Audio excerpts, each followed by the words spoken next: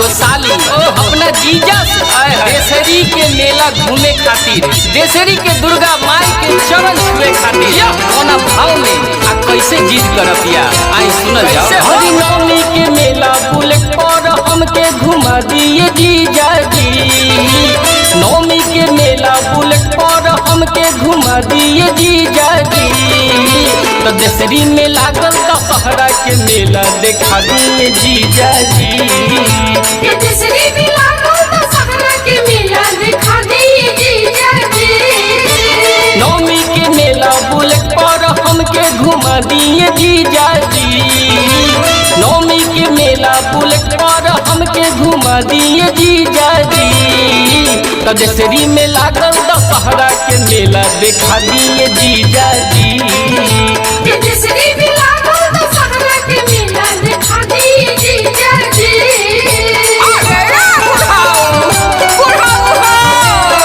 अगर क्या है काहे पिटिया रही हो?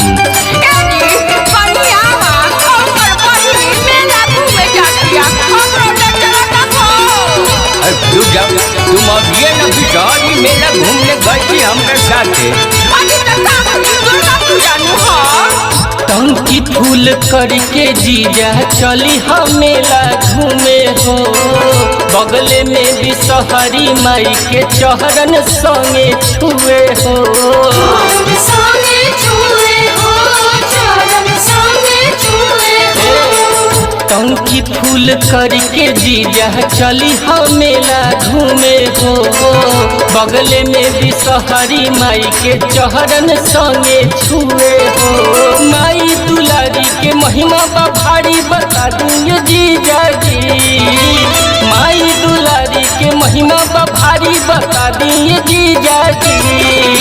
तो देसरी में लागल दशहरा के मेला घुमा दिए जीजा जी, देसरी में लागल दशहरा के मेला देखा दिए जीजा जी।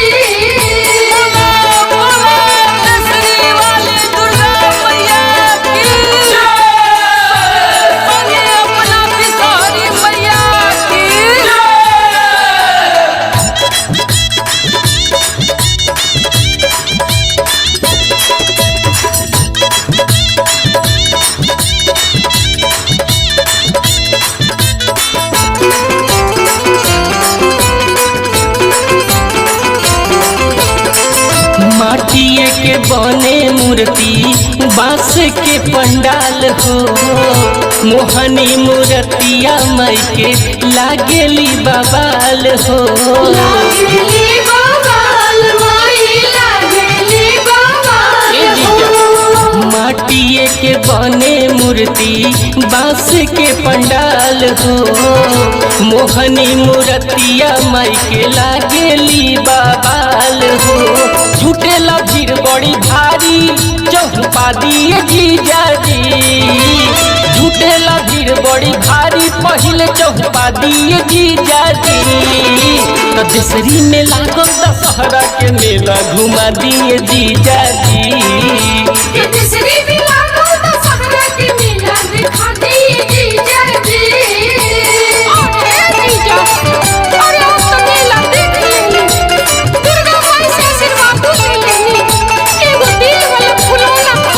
खरीद देंगे ना, क्यों एकदम से अलबला रही है? एक तो दीदी को साथ में ले आई हो, बसल घर उजरवाओगे क्या? चलो आगे चलो, आगे सब कुछ खरीदेंगे, चलो चलो। और जी एगो बाटे जीजा दीदियों के ले जइहा हो, गौरव जीत के जागरण में जयकारा लगइहा हो।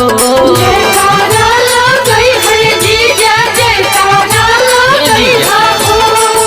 और जी एगो बाटे जीजा दीदियों के ले जइहा हो, गौरव जीत के जागरण में जयकारा लगइहा हो। बबुआ उदय खातिर फरही जिलेबी की ना दिए जीजा जी, बबुआ उदय खातिर फरही जिलेबी की ना दिए जीजा जी।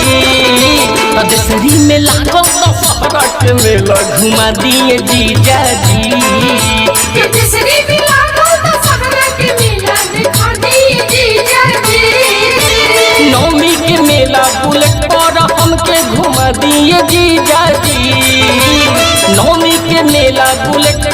हमके घुमा दिए जीजा जी। तो देसरी में लागल दशहरा के मेला घुमा दिए जीजा जी।